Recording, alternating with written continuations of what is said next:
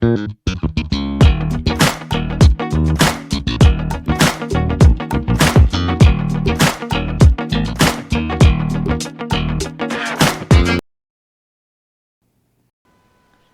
반갑습니다, 여러분. 얼마 만에 수업을 녹화해보는지 모르겠네. 자, 다들 아마도 아침에 이 영상을 보고 있을 것이라고 기대하며 자, 수업을 시작해보도록 하겠습니다. 지금 반마다 진도가 조금씩 달라서 5단원은 우리 만나서 대면해서 마무리하는 걸로 하고 온라인 수업으로는 6단원 진도를 나가도록 하겠습니다. 자, 일단 교과서는 154쪽, 155쪽 6단원 시작을 함께 하겠습니다. 자, 우리 들어가야 될 단원의 이름이 인구 변화와 다문화 공간이라는 제목을 가지고 있네요. 자, 이 단원은 인구에 대한 이야기예요. 우리 지금 2학기에 들어서서 4단원에서 도시에 대한 이야기를 했고 5단원에서 경제활동과 관련된 이야기들을 했죠. 그리고 6단원은 인구와 문화에 대한 이야기를 할 겁니다. 그런데 누누이 얘기했지만 얘네들이 세트 메뉴예요. 다 내용들이 관련성이 있기 때문에 아마 수업을 나가다 보면 굉장히 익숙한 그런 내용들을 만나게 될 겁니다. 너무 긴장하지 말고 차근차근 교과서와 한지노트 보면서 나가도록 합시다. 자, 언제나 그래왔듯 첫 단원, 그러니까 단원을 처음 시작하는 시간에는 전체적인 얼개를 좀 살펴보도록 하겠습니다. 자, 이 단원을 우리가 지금 왜 배우는지를 좀 확인할 필요가 있어요. 자, 이 단원에서는 일단 우리나라의 인구 분포의 특성을 알아봅니다. 그러니까 분포라는 것은 어디가 더 많은지, 어디가 더 인구가 적은지 이런 것들을 파악을 하고요. 인구 구조를 좀 살펴볼 겁니다. 인구 구조라는 것은 연령대별로 인구가 비율이 어느 정도인지 혹은 성별로 봤을 때는 어느 정도인지 이런 내용들을 살펴봅니다. 그리고 이 두 번째로 넘어가서 저출산 고령화를 비롯한 다양한 인구 문제들에 대해서 깊이 있는 학습을 하겠습니다. 이미 우리 독서 활동을 하면서 충분한 이야기들을 많이 나눴어요. 그래서 전혀 어렵지 않게 접근할 수 있을 겁니다. 관련된 내용은 4단원에서도 선생님이 살짝 언급을 하면서 왔어요. 자, 갑자기 또 소리가 변했죠. 지금 음량이 마음에 안 들어서 선생님이 이 마이크 썼다가 저 마이크 썼다가 하는 중이에요. 계속 갑시다. 자, 인구 문제 이야기까지 했어요. 인구 문제가 어떤 것들이 있느냐. 지금 현재 우리 국토가 직면하고 있는 인구 문제에 대해서 살펴보고 이 문제가 공간 변화에 어떤 영향을 줬는지 그리고 공간의 특성이 이 인구 문제에 어떻게 반영되는지들을 살펴보도록 하겠습니다. 자, 그리고 세 번째로 오면 외국인에 대한 이야기들을 할 거예요. 우리나라에는 수많은 아주 다양한 외국인들이 살고 있습니다. 그리고 이 외국인들이 하나의 가정을 이루고 그래서 다양한 문화적 배경을 가진 구성원들이 한 가정을 이루고 있는 흔히 말해서 우리가 다문화 가정이라고 부르는 이러한 가족의 형태, 가정의 형태에 대한 이야기들을 좀 할 거고요. 이러한 현상이 우리 사회 및 공간에 어떤 영향을 미치는지를 한번 알아봅시다. 그리고 앞으로 지속 가능한 다문화 공간을 만들기 위해서 우리가 어떤 노력을 해야 될지 한번 고민해 봅시다. 자, 이제 한지노트로 갑시다. 순서를 좀 바꿔서 가겠습니다. 먼저 121쪽 먼저 봅시다. 자, 121쪽은 우리나라의 인구 분포에 대한 내용이 정리되어 있어요. 자, 인구 분포라는 것은 앞서 이야기했지만 자, 특정 시점에 인구의 지역별 규모를 나타낸 것이에요. 그래서 인구가 얼마나 밀집되어 있느냐 혹은 희박하냐를 가지고 인구 분포를 파악할 수 있습니다. 여기서 인구 밀도라는 것은 특정 지역, 일정한 지역에 기준 면적이 있으면 그 면적에 사람이 얼마나 있느냐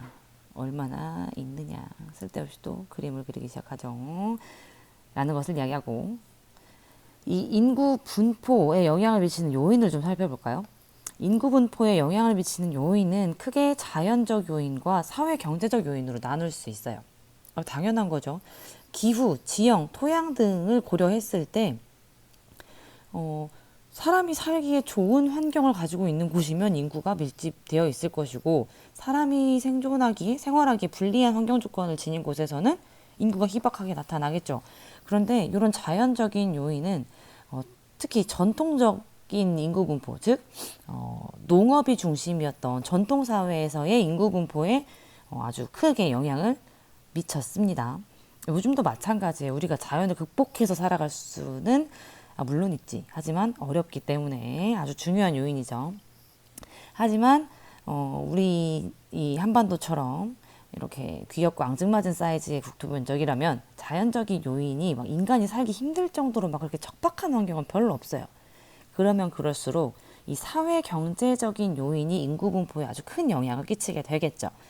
이 사회 경제적 요인은 문화, 교육, 산업, 교통과 관련된 것들. 자, 기술이 발달하고 경제가 성장하면서 이러한 사회 경제적 요인들이 인구 분포에 영향을 미치는 그 영향력이 훨씬 더 커지는 이런 경향을 파악할 수 있습니다. 자, 시선을 쭉 내려서 예를 한번 볼까요? 이게 지금 최신 자료는 아닌데 우리나라의 2015년 기준 인구 밀도를 나타내주고 있는, 지역별 인구 분포를 나타내주고 있는 지도입니다. 우리 알고 있는 현상이죠. 4단원부터 계속 이야기해왔던 현상이에요. 지금 현재 우리나라에서 가장 인구 밀도가 높은 지역은 어디일까요? 어디겠어요?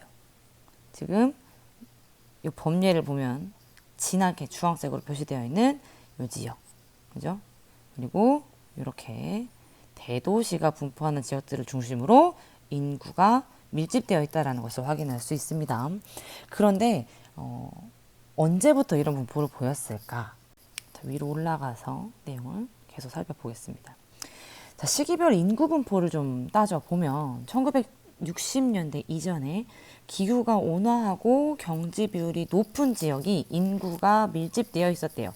이때는 산업화 이전, 즉 농업이 위주였던 사회였기 때문에 농업 생산력이 높을 수 있는, 농업이 잘 될 수 있는 그런 지역에 인구가 밀집돼서 살았겠죠.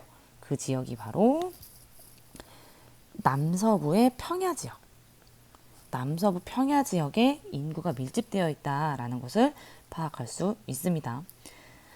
요 밑에 탐구활동 지도를 보면 알 수 있어요.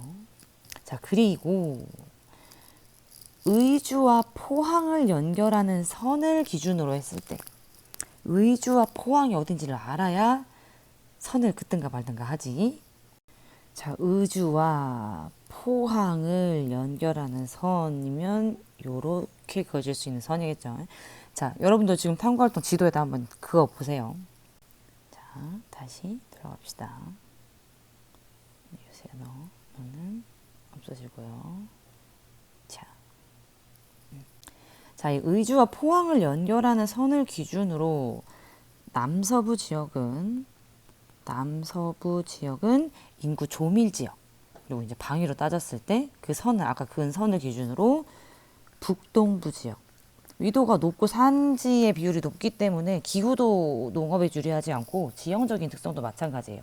그래서 이런 지역이 인구 희박 지역으로 구분이 됐어요. 그런데 현재는 2, 3차 산업이 발달하고 도시가 밀집되어 있는 이 지역과 공업이 발달한 이 지역의 인구가 밀집되어 있대.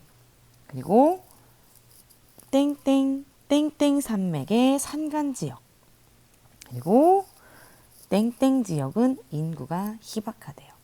자, 지금 잠시 일시정지를 해놓고 구글 클래스룸에 가서 선생님이 올려놓은 퀴즈 과제를 풀고 옵니다. 요 밑에 탐구활동에 대한 답을 찾을 수 있는 퀴즈니까 정성 들여서 잘 풀어보고 오세요. 자, 풀어봤니? 이제 그러면 답을 좀 찾아봅시다. 일단 현재 기준 2, 3차 산업이 발달하고 도시가 밀집되어 있는 곳은 수도권이죠. 수도권과 공업이 발달한 남동, 임해 지역이 되겠습니다. 우리 5단원에서 충분히 학습하고 왔어요. 자, 이 지역에 인구가 밀집되어 있고요. 주요 1차 산맥이 등장할 때가 됐지, 지금. 자, 1차 산맥인 태백산맥과 소백산맥의 산간지역, 그리고 농어촌 지역은 인구가 희박하다라는 것을 알 수 있습니다. 자, 탐구활동 퀴즈를 풀고 온 친구는 왜 이런 변화가 나타나는지에 대한 답도 알고 있죠. 자, 그러면 우리 앞으로 넘어가 봅시다. 119쪽으로 이동하겠습니다. 자, 위에 1번은 나중에 하도록 하고 요 밑에 수도권으로의 인구 집중 여기를 한번 풀어보세요. 일시정지하고 한번 풀어봅시다. 자, 1번 먼저 해볼까요? 시간에 따라 인구 중심점의 이동 방향을 쓰래요. 자, 지금 요 위에 그림을 보면 1996년에 우리나라의 인구 중심점은 여기였어요. 자, 인구 중심점이라는 것은 우리 수학 시간에 배우는 무게중심이라는 개념이랑 비슷하다고 보면 돼요. 인구를 무게로 보는 거죠. 정확하게 개념이 일치하진 않겠지만 그렇게 이해를 하면 되겠습니다. 자, 그럼 봅시다. 지금 시간이 흐를수록 좀 있었고요. 1966년, 70년, 75년 방향이 이렇게 이동하고 있다는 걸 알 수 있죠. 자, 그러면 정리를 하면 되겠네. 시간에 따라 인구 중심점의 이동 방향은 북쪽으로 이동한다. 그러면 이 인구 중심점이 이동하는 이유가 뭘까? 인구 중심점이라는 것은 우리나라 전체 인구의 무게를 고려했을 때 가장 중심이 되는 지역. 그러니까 거기다가 이렇게 핀을 꽂았을 때 중심을 딱 잡는 지역이라는 의미예요. 그런데 이 인구 중심점이 점점 북쪽으로 이동했다라는 이야기는 무게가 무거워진 지역이 북쪽에 있다는 소리요? 남쪽에 있다는 소리야? 북쪽에 있다는 소리예요. 그래서 인구 중심점이 이동하는 이유는 결국은 인구의 수도권 집중도가 높아졌기 때문입니다. 자, 그리고 이와 관련된 일기 자료가 지금 여기에 하고 제시되어 있죠. 자, 한번 봅시다. 자, 서울과 경기, 인천 등 수도권의 인구가 2019년 기점으로 대한민국의 전체 인구의 절반을 넘어 섰습니다. 자, 1970년대는 28.7%에 불과했는데 50년 동안 요렇게 늘어난 거지. 요렇게 플러스가 되니까 완전 이제 절반이 늘어났다. 자, 지역 내 총생산. 그 지역에서 생산해내는 그 경제적인 부가가치가 얼마냐. 전체 우리나라의 52.1%를 차지하더라. 근데 면적을 따지면 12.1%에 불과하다. 자, 그래서 인구도 그렇고 경제적인 것도 그렇고 수도권만 성장하고 있는 굉장히 불안정한 상태의 구조가 되었더라. 자, 경제협력개발기구 국가들에 비해서 수도권 집중도가 압도적이다. 자, 국가균형발전 정책이 시작된 지가 20년째인데 오히려 심해지고 있더라가 지금 2021년 10월에 경향신문에서 보도가 됐습니다. 자, 2번 문제 봅시다, 그러면. OECD 국가들과 비교할 경우 우리나라 수도권 집중도가 높다는 것을 알 수 있어요. 그러면 이로 인해서 어떤 문제들이 발생할 수 있을까? 자, 일시정지하고 답을 한번 써보세요. 과연 일시정지를 몇 명이나 했을 것인가? 아이고, 왜 얘는 따로 놀지? 이게 어디 있었지? 여튼 갑시다. 자, 수도권의 인구가 밀집되면 무슨 문제가 생길까? 우리 이 이야기를 정말 열심히 하더라고. 밤마다 이 이야기를 아주 열심히 했는데, 일단 수도권의 지가가 상승하는 문제, 우리 4단원에서도 이야기했었죠. 그리고 교통 문제, 교통이 너무 혼잡해진다. 얘를 통칭할 수 있는 것이 바로 집적 불이익이 발생한다라는 거죠. 자, 그리고 반대로 수도권은 이런, 그러니까 너무 밀집돼서 생기는 문제들이 생기겠지만 인구가 빠져나가는 지역은 들어봤는지 모르겠는데 이런 단어, 아주 핫한 단어, 지방 소멸을 걱정해야 될 정도로 그 수도권 이외의 지역들은 이러한 인구 문제에 직면해 있다라는 것을 확인할 수 있습니다. 자, 어쩌다가 이렇게 됐을까?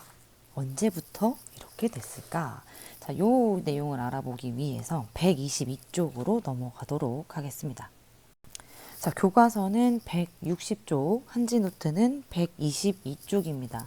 자, 우리나라 인구의 이동 문제예요. 인구의 이동. 자, 1960년대 이 중요한 시기 또 나오죠. 1960년대 이후에 산업화 도시화가 진행이 되죠. 그러면서 이촌 향도 현상이 발생합니다. 자, 그러면서 개발이 집중된 수도권 그리고 영남권, 글씨가 왜 이래? 이 두 지역을 연결하는 경부축을 중심으로 인구가 집중되기 시작을 하죠. 자, 우리 4단원에서 배운 내용 똑같이 얘기하고 있어요, 지금. 자, 촌락 지역은 산업 발달이 미약하고 기반 시설이 부족하기 때문에 인구가 감소하기 시작하고, 도시 지역은 온갖 것들이 다 잘 갖춰져 있기 때문에 인구가 증가하기 시작하는 이런 현상들이 발생을 하더라. 즉 사회적 증감에 의해서 지금과 같은 인구 분포가 나타나게 되었다라는 이야기겠죠. 자, 그러다가 1990년대가 되면 이 60년대, 90년대 지금 4단원부터 엄청 나온다. 자, 1990년대 이후에 인구가 집중되면서 대도시가 과밀화되죠. 사람이 많아도 너무 많아. 대도시 주변에 그래서 새로운 도시들이 건설이 됩니다. 그러면서 대도시에 밀집되어 있던 인구와 각종 산업시설이 분산되는 무슨 현상? 교외화 현상이 나타나기 시작을 하죠. 자, 인구가 대도시에서 중소도시로 이동하는 도시간 이동과 도시에서 촌락으로 이동하는 요 두 가지 현상이 모두 발생해요. 그러면서 경기도, 그러니까 대도시가 있는 경기도와 경상남도, 지금 주변에 대도시를 끼고 있죠. 경기도는 서울과 인천이라는 대도시의 영향을 받고, 저기 경상남도는 옆에 부산, 그지? 어디 갔어? 부산. 네, 영향을 받아서 이 두 지역이 이 대도시에서 나온 이 교외화 현상으로 나온 이 사람들과 산업시설들을 수용하는, 그래서 그 인접한 근교 지역에서 인구가 증가하고 있는 이런 현상들이 나타났다. 자, 이 내용을 지금 확인할 수 있는 게 교과서 160쪽인데 반드시 내용을 꼭 확인을 해야 됩니다. 지금 여러분들 한지노트에 나와 있는 흑백 지도가 교과서 160쪽에 그대로 나오고요. 교과서 160쪽 그 지도와 함께 있는 그 인구의 순이동을 나타내주는 지도가 또 있어요. 꼼꼼하게 잘 살펴봐야 합니다. 자, 지금 요 지도를 보면 얘들아, 화살표의 크기가, 굵기가 다 다르게 나타나죠. 자, 요거를 좀 파악을 해야 되는데, 인구 이동의 규모를 나타내주고 있어요. 화살표의 굵기는, 자, 이렇게 굵기가 굵으면 인구수가 많이 이동을 했다라는 이야기야. 자, 인구 이동의 규모를 보면 대체로 그 도시의 인구가 많을수록, 즉 규모가 큰 도시일수록 이동하는 인구도 커요. 자, 이거를 좀 염두에 두고 지도를 보게 되면, 아, 대도시에서 나오거나 들어가거나 해서 이 경기도와 서울 사이에 2000년대 경기도와 서울 사이에 이 화살표가 매우 굵게 나타나죠. 그리고 부산과 경남, 대구와 경북, 광주와 전남, 이렇게 화살표 굵기가 굵다라는 건, 아, 대도시와 관련이 있는 인구 이동이구나 라는 걸 파악할 수 있어야 됩니다. 자, 그리고 혹시나 인구 이동과 관련해서 좀 잘 모를 수도 있으니까 설명을 해주자면, 자, 인구의 순이동이란 사회적인 인구 이동, 즉 전입 인구에서 전출, 나간 사람의 인구를 뺀 값, 뭐 플러스일 수도 있고 마이너스일 수도 있죠. 자, 지금 160쪽에 있는 그 지도를 보면 알 수 있을 건데, 이 인구 순이동이 플러스 값이라는 이야기는 인구가 들어오는 지역이라는 이야기고, 이 순이동, 그 인구의 순이동률이 마이너스 값이 나온다. 그러면 인구가 빠져나가는 지역이다라는 이야기겠죠. 자, 지금 그 밑에 인구 구조의 변화라고 나오는데 인구 구조는 조금 나중에 좀 살펴보도록 하고 요 우리나라의 인구 구조를 파악하기 위해서 반드시 알고 있어야 되는 것이 바로 우리나라의 인구 성장 과정이에요. 자, 그래서 이제 120쪽으로 넘어가서 우리나라의 인구 성장 과정을 좀 살펴보도록 합시다. 이 인구 성장 과정을 이해하고 나서 우리나라 인구 구조를 좀 살펴볼게요. 자, 한지노트 120쪽이고 교과서는 158쪽을 보면 되겠습니다. 자, 우리나라의 인구 성장 과정을 좀 살펴볼 건데요. 이 인구 성장이라는 것은 자, 개념을 먼저 이해를 합시다. 한 지역이나 국가에서 일정 기간 동안 발생한 자연적 증감. 이렇게 글씨가 두껍지? 자연적 증감이라는 것은 출생 빼기 사망이에요. 그러니까 출생 빼기 사망이 플러스면 자연적인 증가가 일어난 거고 얘가 마이너스면 자연적인 감소가 일어난 거겠지. 자, 이 자연적 증감과 사회적 증감, 즉 들어온 사람, 전입자와 전출자를 고려했을 때 이 모든 것을 고려했을 때 이 집단의 인구가 어떻게 변했습니까를 이야기하는 게 인구 성장이에요. 자, 이 인구 성장에 영향을 주는 요인들이 많이 있는데 의학기술의 발달, 의학기술이 발달하면 자연적 증감, 사망률을 낮출 테니까 자연적 증감에 영향을 주겠죠. 경제 발달의 수준도 인구 성장에 영향을 줘요. 경제가 어떤 국가의 경제가 발달하면 사망률이 낮춰지기도 해요, 실제로.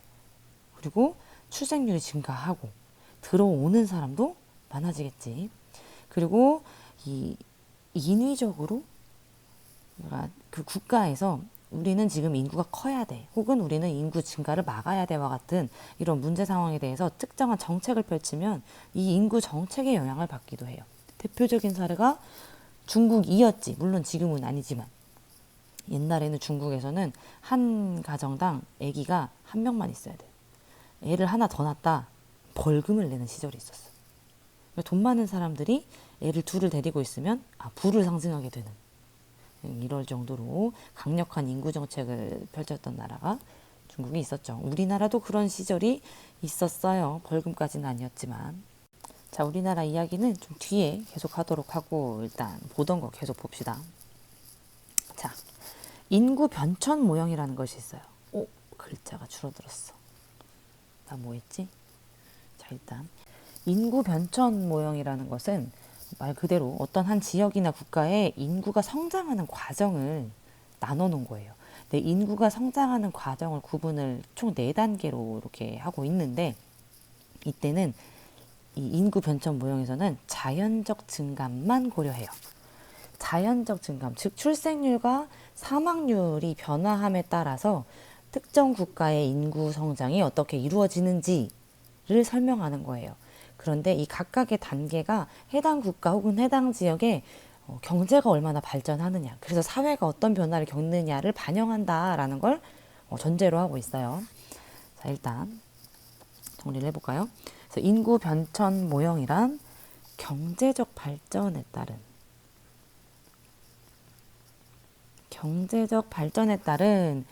자연적 증감에 의해 어떻게 인구가 변화합니까? 1, 2, 3, 4단계를 거쳐서 인구가 변화합니다 라는 것을 설명하는 거예요. 자, 보자. 이 왼쪽의 그래프 좀 복잡하다고 느껴질 수 있는데 복잡하면 안 돼. 이해를 해야 돼요. 자, 일단 이 초록색 라인은 전체 인구수예요. 1단계에서 4단계로 이렇게 가는 과정 속에 전체 인구수는 이렇게 증가하더라. 빨간색 사망률은 1단계부터 4단계까지 이렇게 있다가 쑥 떨어지고 이렇게 가더라. 출생률은 이렇게 가다가 푹 떨어지고 이렇게 불안정하다. 이해를 이제 각 단계별로 설명을 좀 해보겠습니다. 자, 먼저 1단계는 출생률과 사망률이 모두 높아요. 자, 출생률 파란색도 이렇게 높게 나타나고 사망률 빨간색도 이렇게 높게 나타나지. 자, 질병이나 기근과 같은 요인으로 인해서 영아 사망률이 매우 높았다라고 하는 특징이 있는 단계가 바로 이 1단계예요. 그래서 이 1단계를 우리가 마치 그 사자성어처럼 어떻게도 표현하냐면 많이 낳지만 많이 죽었던 시기. 그래서 다산, 다사 단계 이렇게 말을 하기도 합니다. 자, 그러다가 이제 인구가 점차 늘기 시작하는 단계가 와요. 그게 바로 2단계 초기 확장 단계예요. 경제가 요만큼 발전을 한 거야 지금. 자, 이때는 변화가 어떤 변화가 나타나나 했더니 출생률은 여전히 높아. 출생률은 여전히 이렇게 높게 나타나는데 사망률이 낮아지기 시작해요. 자, 경제가 성장함에 따라서 인구 부양력이 증가합니다. 그리고 의학 기술이 발달했어. 위생 상태가 개선됐어와 같은 이런 변화로 인해서 사망률이 감소해요. 그래서 인구가 증가하기 시작하는 이런 단계. 자, 여전히 많이 낳지만 죽음이 감소하는 시기. 다산 감사의 시기예요. 자, 그 다음에 3단계로 가면 또 다른 국면에 접어듭니다. 자, 인구가 늘어나긴 늘어나요. 확장이잖아, 확장. 근데 초기 확장과는 조금 달라. 일단 여기 출생률이 사망률보다 높기 때문에 이 파란색 변정이 나타나는 이 부분에서는 무조건 증가가 일어납니다. 자, 그런데 이때 이 증가는 어떤 형태로 일어나냐면 일단 덜 낳기 시작해요. 감산이야, 감산. 그리고 사망률은 충분히 낮아졌어. 그래서 적게 죽어요. 감산소사 단계야. 자, 요때는 사회가 어떤 형 상태냐면 가족 계획이 실시되고, 그러니까 덮어놓고 낳다 보면 약간 이런 말 뒤에 나올 건데, 이 덮어놓고 낳다 보면 이런 게 아니야. 계획에 의해서 자녀를 가져요. 그리고 경제가 성장하면서 여성의 사회 진출이 증가하게 되고, 따라서 출생률이 감소하는 특징이 나타나는 게 바로 요 3단계예요. 자, 그러다가 4단계가 되면 인구가 드디어 정체되기 시작하더라. 이때는 소산, 적게 낳죠. 소사, 적게 죽어요. 그래서 인구가 정체되는 4단계의 저위 정체기가 옵니다. 자, 이게 그 학자들이 제시하는 인구 변천 모형이에요. 그러면 이제 적용을 해보자고. 우리나라의 인구 성장 과정은 과연 어떠했는가 봅시다. 자, 우리나라의 인구 성장 과정을 보면, 자, 일단 조선시대 출생률은 높았으나 낮은 농업 생산력, 그러니까 식량이 부족했겠죠. 그러면 질병과 기근 등으로 인해서 사망률도 높았어. 다산, 다사. 지금 우리나라의 인구 변천 모형, 인구 변천 모형이랑 비교해가면서 한번 보세요. 자, 그러다가, 그러니까 이때는 지금 1단계였지, 1단계. 그러다가 일제강점기 때 근대 의료기술이 도입이 되고 위생시설이 확충되면서 사망률이 빠르게 감소해요. 감사. 자, 그리고 식량 생산이 늘면서 인구가 증가했더라.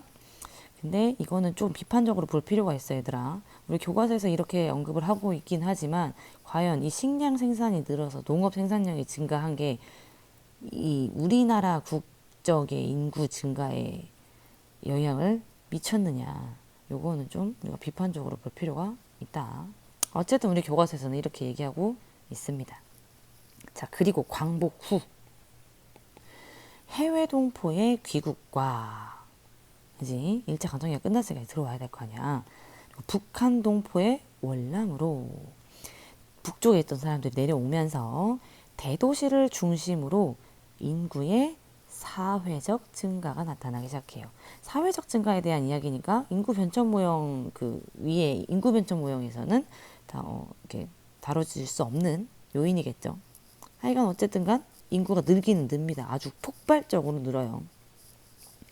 자, 그러다가 한국 전쟁이 터집니다. 그치? 전쟁 중 사망자가 매우 증가하면서 자연적인 감소가 일어나요. 그러다가 전쟁이 끝나면 사회가 안정되기 시작하면서 베이비붐이라고 하는 현상이 나타납니다. 이게 사회가 아주 불안하다가 불안정한 상태였다가 이 사회가 이 불안정성이 해소가 되고 나면 출산율이 급격하게 증가하는, 단기간에 출산율이 증가하는 현상이 일어나요. 그게 우리나라에 있었던 시기가 바로 이 한국전쟁 이후의 시기에 해당해요. 지금 우리 이 그래프에서는 이 부분에 해당하겠죠. 자, 그러다가 1960년대가 왔다. 이거 정말 4단원에서도 나와, 5단원에서도 나와, 6단원에서도 나오네. 이 1960년이 아주 중요한 시기죠. 1990년도 나오네. 아주 중요한 두 시기입니다. 자, 1960년대 인구의 급격한 증가를 억제해야 할 필요가 있었대. 자, 한국전쟁 이후에 베이비붐 현상으로 인구가 막 증가했어요. 출산율이 증가했어. 자, 그리고 위에서 인구 변천 모형 얘기했는데 경제 성장이 이루어지면, 경제 수준이 높아지면 이제 이 인구가 성장하기 시작을 하죠. 그러면서 그러니까 이 산업화 이후에 인구가 성장하기 시작을 하는 거야. 그러면서 얘를 억제하고자 하는 이 정부의 정책이 시행이 돼요. 그래서 정부가 주도적으로 산하 제한 정책을 펼칩니다. 그러니까 조금만 나라, 출산율 너무 높다, 약간 이런 의미야. 자, 그래서 1970년대 보세요. 아들, 딸 구별 말고 둘만 낳아라. 둘이면 충분해. 자, 80년대 가면 하나만 낳아라. 3천리는 초만원이래잖아. 자, 그러다가 90년대에 오면 요 10년 사이에 이 인구 관련 표어가 정반대로 바뀌어요. 아들 바람 부모 세대, 짝꿍 없는 우리 세대, 그지? 아들만 낳겠다. 이렇게 하는 바람에 남아의 비율이 워낙 높아지면서 여자애가 없는 거야. 남자애 둘이 짝꿍을 해서 얘네는 지금 싫다 이거지. 자, 그러다가 1990년대 봅시다. 지나친 출산율의 감소로 이때부터 저출산 문제가 발생하기 시작을 해요. 자, 그래서 90년대 이후에는 다시 출산 장려 정책으로 전환이 됩니다. 그런데 슬프게도 이 이후로 우리나라의 출산율은 계속 곤두박질 치고 있는 중이죠. 뒤에서 언급하겠지만, 그래서 저출산 고령화 현상이 아주 우리 사회에 중요한, 심각한 문제로 꼽히고 있습니다. 참고로 볼까?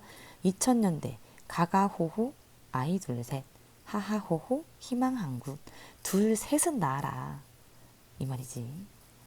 자, 이제 우리나라의 인구 성장 과정을 살펴봤으니 그 결과 나타난 우리나라 인구 구조의 특징에 대해서 알아봐야 합니다. 그런데 여기서 더 이어서 강의를 했다가는 첫 강의부터 나가 떨어질 것만 같아요. 그러니까 일단 첫 강의는 여기서 좀 마무리를 하고 그 다음 영상에서 우리나라 인구 구조의 변화에 대한 이야기를 좀 하도록 하겠습니다. 고생 많았습니다. 구글 클래스룸 퀴즈 과제 혹시 안 한 사람 꼭 하세요. 수고했어요.